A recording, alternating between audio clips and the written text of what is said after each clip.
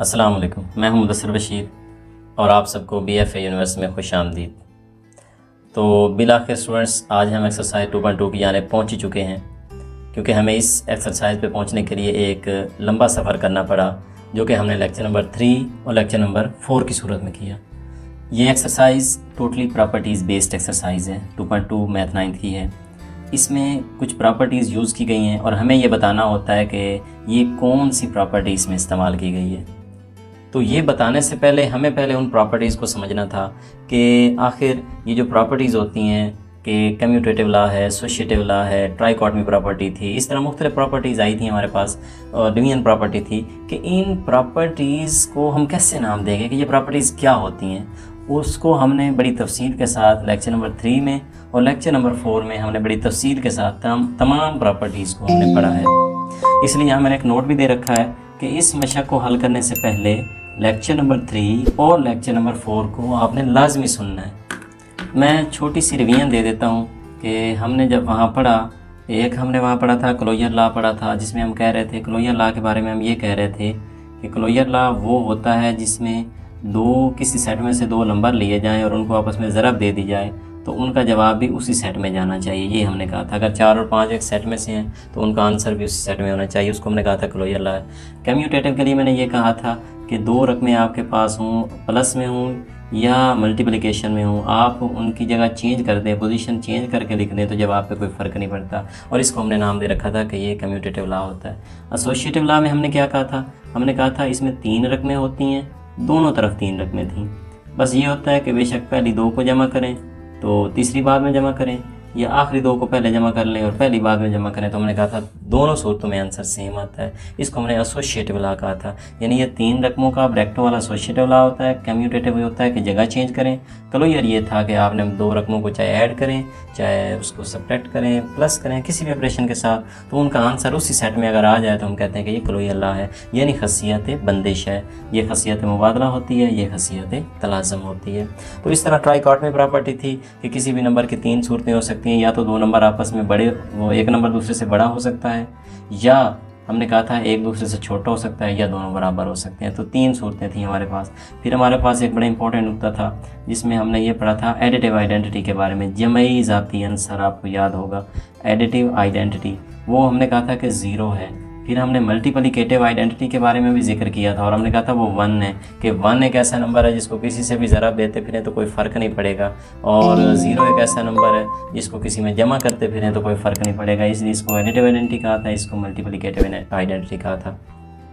फिर हमने कुछ इन्वर्स की बातें की थी। हमने कहा था कि एक एडिटिव इन्वर्स होता है। एडिटिव इन्वर्स वो था जो किसी भी नंबर के साथ उसको जमा करें तो जवाब 0 आ जाए।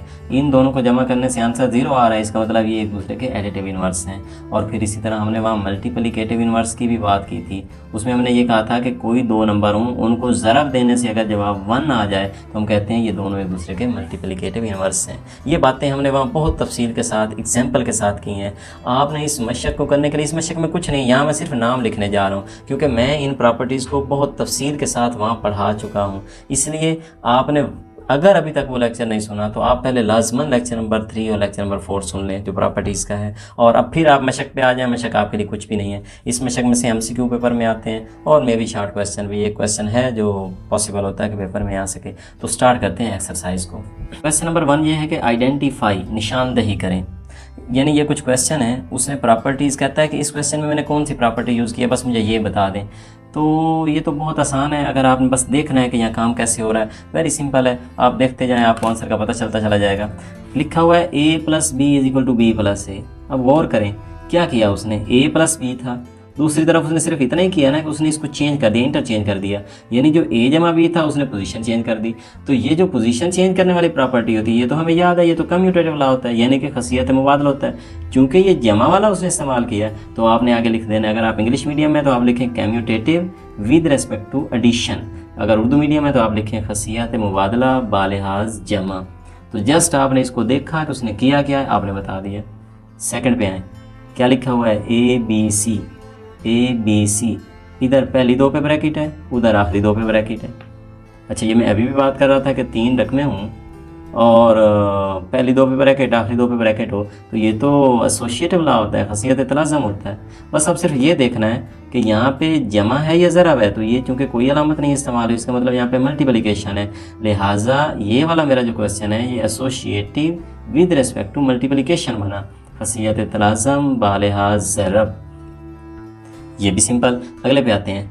अब उसने क्या किया कि 7 multiply by 1 is equal to 7, यानी कि उसके पास एक नंबर है 7, इस नंबर को उसने किसी नंबर से ज़रब दी, ज़रब देने के बाद जवाब में कोई चेंजिंग नहीं आई। अगर किसी नंबर को किसी नंबर से मल्टीप्लाई करें और जवाब में कोई चेंजिंग ना आए तो उसको तो हम मल्टीप्लिकेटिव आइडेंटिटी कहते थे। हमने उस प्रॉपर्टी वाले लेक्चर में यही कहा था कि एक ज़रब के पास ऐसा नंबर मौजूद है जिसका नाम 1 है, उसको किसी से भी ज़रब दें तो कोई फ़र्क नहीं पड़ता। इसका मतलब उसने यहाँ मल्टीप्लिकेटिव आइडेंटिटी इस्तेमाल की है, यानी उर्दू में इसको ज़रबी ज़ाती आंसर कहते हैं। ज़रब वालों का अपना नंबर है, ये मल्टीप्लाई हो भी जाए कोई फ़र्क नहीं पड़ा। तो आपने जस्ट यहाँ देखा 1 से मल्टीप्लाई हुआ है तो आपने कह दिया यहाँ पे मल्टीप्लिकेटिव आइडेंटिटी लगी है। आगे देखते हैं, आगे क्या कहता है। कहता है x is greater then y, x y से बड़ा है, ठीक है, या x बराबर है y के, 2 बातें हो गई, या x छोटा है y से। तो ये तो 3 पोजीशनें तो हमने बारहा पढ़ी हुई हैं कि जो 3 किसी की पॉसिबिलिटीज़ हैं उसका नाम ट्राइकॉटमी प्रॉपर्टी हमारे पास था, खसियत सलासी, क्योंकि 2 नंबर या तो एक बड़ा हो सकता है या दोनों बराबर हो सकते हैं या पहले वाला दूसरे से छोटा हो सकता है। इन 3 बातों से बाहर तो बात जा ही नहीं सकती, तो लिहाजा इसका नाम ट्राइकॉटमी है। वहाँ तफसील से हमने इसको भी बयान किया है। आगे चलते हैं। Next, A B is equal to B A. अब हम फिर क्या देख रहे हैं, 2 नंबर हैं ए और बी। जब हम बराबर से आगे गए हैं, बी पहले आ गया, ए बाद में चला गया, मतलब सिर्फ पोजीशन तब्दील हुई है। तो ये जब पोजीशन तब्दील होती है तो ये तो पक्का है ना, ये तो कम्यूटेटिव लॉ है। अलबत्ता वो एडिशन का था, ये मल्टीप्लिकेशन का है। हम कहेंगे commutative with respect to multiplication, या फिर हम कहते हैं खसियत मुबादला बालिहाज ज़रब। हमने ज़रब के लिहाज से यहाँ पे खसियत मुबादला इस्तेमाल की गई है। रकम थी, वहाँ रकम की पोजीशन चेंज की गई है, बाकी रकम तो वैसी की वैसी मौजूद है। आगे चलते हैं। इसमें देखें, सवाल को पहले देखते हैं। ए जमा सी इज़ इक्वल टू बी जमा सी। इसका मतलब इधर रकम है ए जमा सी, इसके पास सी मौजूद है, दूसरी तरफ भी सी मौजूद है। अब रिज़ल्ट क्या निकल रहा है, रिज़ल्ट ये निकल रहा है कि कहता है ये अगर ए जमा सी और बी जमा सी बराबर थे तो फिर कहता है ए और बी भी बराबर हैं। इसका आगे कह रहा है कि इसका मतलब ए और बी आपस में बराबर हैं। मतलब पहले इनके पास सी मौजूद है लेकिन आगे उसने सी उड़ा दिया यहाँ से, इसका मतलब उसने सी कैंसिल कर दिया है, तो जमा वाला सी कैंसिल किया है। तो आपने कहना है उसने कैंसिलेशन प्रॉपर्टी इस्तेमाल की है। ये cancellation property with respect to addition है, या तनसीखी खसियत बालिहाज जमा, यानी उसने सी काट दिया है दोनों तरफ से और ए और बी बच गए हैं, आपस में इक्वल बच गए हैं। नेक्स्ट क्वेश्चन देखें। 2 नंबर हैं जो कि आपस में जमा हो रहे हैं लेकिन जवाब 0 आ रहा है। अभी भी मैंने आपको बताया था कि एक होता है एडिटिव इनवर्स, जब 2 नंबर जमा होते हैं जवाब 0 आता है, यानी 2 नंबर आते हैं वो एक दूसरे को कैंसिल कर देते हैं और आंसर 0 कर देते हैं।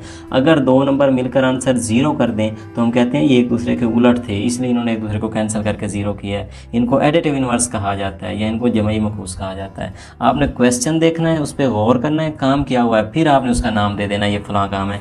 अब नीचे देखें, फिर 2 नंबर हैं, एक दूसरे को काट रहे हैं, आंसर 1 आ रहा है। जब 2 नंबर काट कर आंसर 1 देते हैं तो ये ज़रब वाला इन्वर्स होता है, क्योंकि ये भी 7 और 1/7 एक दूसरे के उल्टे हैं।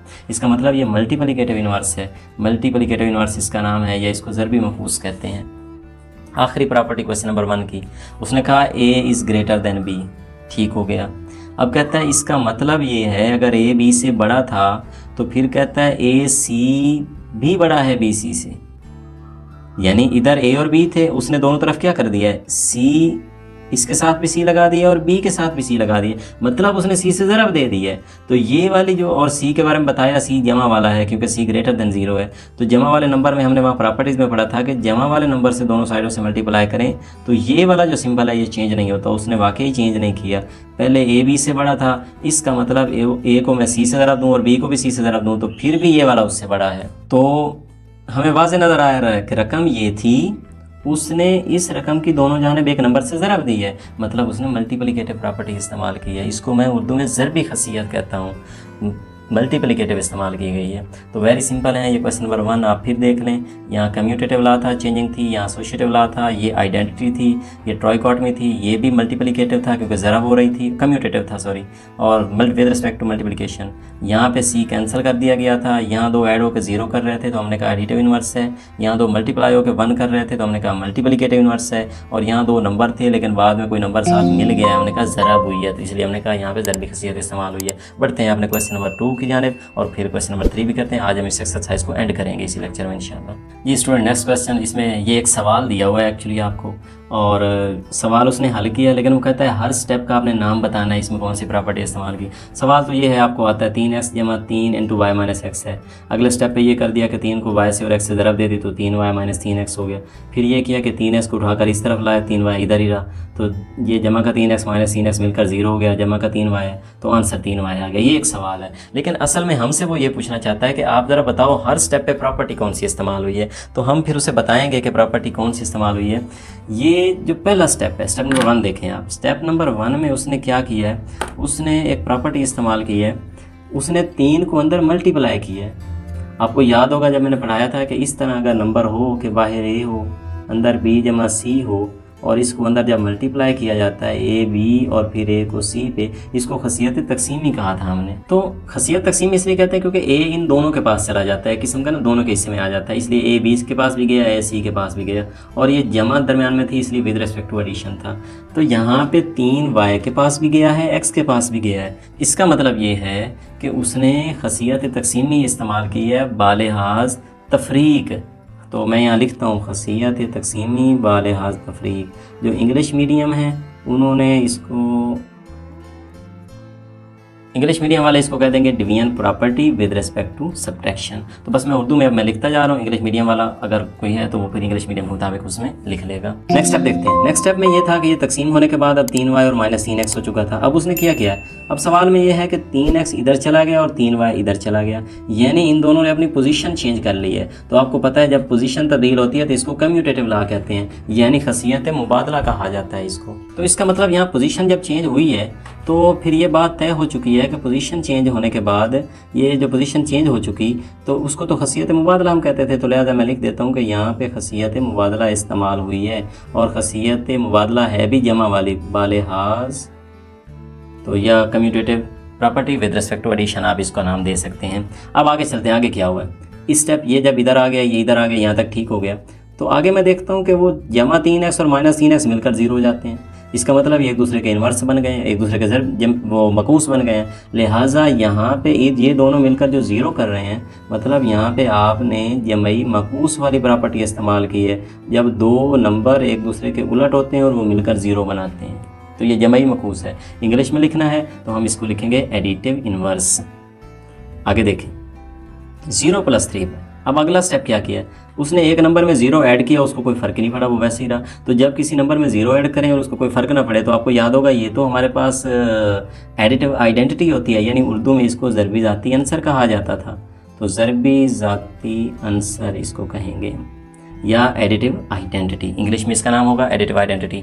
तो ये सवाल था, लेकिन हर सवाल चूँकि हम जितने भी सवाल करते हैं हमेशा हम कोई ना कोई स्टेप यूज़ कर रहे होते हैं, कोई ना कोई प्रॉपर्टी यूज़ कर रहे होते हैं। तो उसने हमसे ये पूछा था कि यहाँ पे कौन सी प्रॉपर्टी इस्तेमाल हो रही है वो बताइए। तो हम हर स्टेप पे हमने उसे बताया, यहाँ खसियत तकसीमी है, हमने कहा यहाँ पे कम्यूटेटिव हुआ है, हमने कहा यहाँ पे एडिटिव इन्वर्स हो चुका है, फिर हमने कहा कोई फ़र्क नहीं पड़ा। इसका मतलब ये सॉरी ये गलत लिखा गया, ये जमई ज़ाती अंसर था, क्योंकि उसने जमा किया था तो इसको जमई ज़ाती अंसर कहेंगे, इसको ज़रबी ज़ाती अंसर नहीं कहेंगे।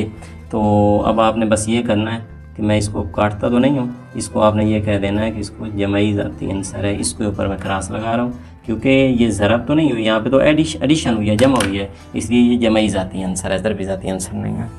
ये बात क्लियर हो चुकी है आपको। अब बढ़ते हैं अपने नेक्स्ट क्वेश्चन की जानिब। लास्ट क्वेश्चन है हमारा कि यहाँ पे हमने प्रॉपर्टीज़ देखनी है, कि यहाँ पे भी वही सवाल है, बताइए कौन सी प्रॉपर्टी इस्तेमाल है। देखें अभी मैंने आपको बताया कि जब 0 किसी में ऐड हो और कोई फ़र्क ना पड़े तो वो तो हमारे पास एडिटिव आइडेंटिटी होती है।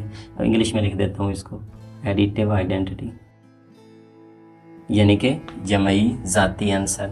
यहाँ पे क्या हो रहा है 1 2 3, अच्छा एक रकम बाहर है, 2 रकमें अंदर जमा हो रही हैं। बाहर वाली रकम अंदर वाली पहली से भी ज़रब होती है, फिर जमा, फिर दूसरी से भी ज़रब होती है। तो ये काम तो खसियत तकसीमी वाला है जो यहाँ भी हो रहा था, नंबर बार से ज़रब होता है। इसका मतलब ये डिवीजन प्रॉपर्टी है विद रिस्पेक्ट टू एडिशन। ये आपने कहना है खसियत तकसीमी बालिहाज जमा, सेंटर वाली अलामत के मुताबिक आपने लिखना है। तो यहाँ मैं लिख देता हूँ, मैं इंग्लिश में आप लिख देता हूँ division property with respect to addition. जमा के लिहाज से ये खसियत तकसीमी इस्तेमाल हुई है, या आप उर्दू में लिखना है आपने खसियत तकसीमी बालिहाज जमा। अब इसको देखें, यहाँ क्या लिखा हुआ है, पाई प्लस माइनस पाई, दो नंबर हैं आपस में मिलकर ज़ीरो कर रहे हैं। इसका मतलब दोनों ने एक दूसरे को कैंसिल कर दिया है। जब दो नंबर एक दूसरे को कैंसिल कर देते हैं और कैंसिल भी जमा के लिहाज से किया तो वो तो माकूस होता है, इन्वर्स होता है। और चूँकि जमा के लिहाज से किया आंसर ज़ीरो आया, इसका मतलब ये मेरे पास है एक्चुअली, मैं इसको कहूँगा कि ये एक्चुअली मेरे पास है एडिटिव इन्वर्स। इसका मैं नाम दे दूँगा, या मैं जमाई मकूस कह दूँगा, एडिटिव। अब नेक्स्ट क्वेश्चन की जाने पड़ते हैं। नेक्स्ट क्वेश्चन क्या है? अब नेक्स्ट क्वेश्चन में ये है कि दो नंबर हैं, ज़रब हो रहे हैं, कहता है ये रियल नंबर है। ये वो प्रॉपर्टी है जो हमने फर्स्ट नंबर पे पढ़ी थी कि दो नंबर एक सेट में से लें, उनको जमा करें, वो भी उसी सेट में जाते थे। दो नंबरों को लेकर उनको ज़रब करें, वो भी उसी सेट में से जाते थे। और हम कहते थे अगर ऐसी सूरत हो तो उसको क्लोजर लॉ कहा जाता था, खसियत बंदिश कहा जाता था। तो ये दो नंबर कहता है ज़रब होकर रियल नंबर बना रहे हैं, तो इसका मतलब दोनों नंबर भी तो रियल लाइन से आए हैं, वहीं से नंबर लिए, ज़रब किया, जवाब भी वहीं जा रहा है। तो इसलिए इसको हम कहेंगे ये क्लोजर लॉ है, या फिर उर्दू में अगर लिखना हो तो इसको कहेंगे खसियत बंदिश क्लोजर और विद रिस्पेक्ट टू मल्टीप्लिकेशन। ये ज़रब का क्लोजर लॉ है, खसियत बंदिश बालिहाज ज़रब है ये, इसका आपने नाम लिखना है उर्दू मीडियम में।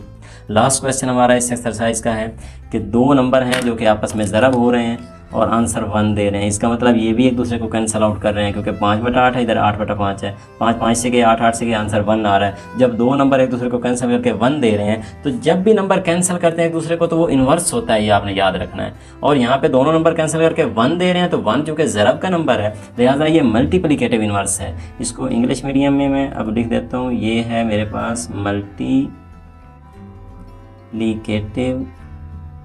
इन्वर्स, ये मेरे पास मल्टीप्लिकेटिव इन्वर्स है।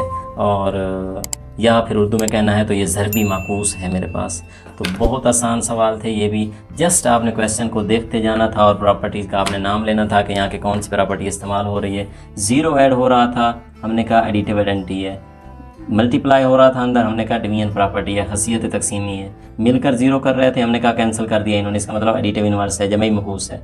नंबर रियल नंबर में जा रहे थे, क्लोजर लॉ बन गया, खसियत बंदिश। और काट कर 1 बना रहे थे तो हमने कहा ये मल्टीप्लिकेटिव इन्वर्स है। आपने अब प्रॉपर्टीज़ वाले लेक्चर एक बार आप ये बेशक अभी आपने की है, आप बेहतर ये होगा आपके लिए कि आप वो प्रॉपर्टीज़ वाले लेक्चर अब जाकर दोबारा से 3 और 4 को अगर एक बार सुन लें और फिर इस एक्सरसाइज पे दोबारा से आ जाएं, तो फिर इंशाल्लाह ये आपको कभी नहीं भूलेगी। और ये बहुत ज़्यादा इंपॉर्टेंट है एग्ज़ाम के लिहाज से, क्योंकि एग्ज़ाम में इस एक्सरसाइज में से MCQ बनता है, प्रॉपर्टी का MCQ होता है। और फिर जिसको प्रॉपर्टी आती होती है वही MCQ का आंसर दे पाता है, हर कोई नहीं दे पाता। और अब 2024 से ऑनवर्ड जो 2025 में एग्ज़ाम होंगे उससे ऑनवर्ड पॉलिसी बदल चुकी है। अब सारे क्वेश्चन इसी तरह कंसेप्चुअल बेस आने हैं पेपर में, लिहाजा आपने इस एक्सरसाइज को ख़ास तौर पे ये प्रॉपर्टीज़ वाली एक्सरसाइज बड़ी तफसील से और बड़े ध्यान से समझनी है।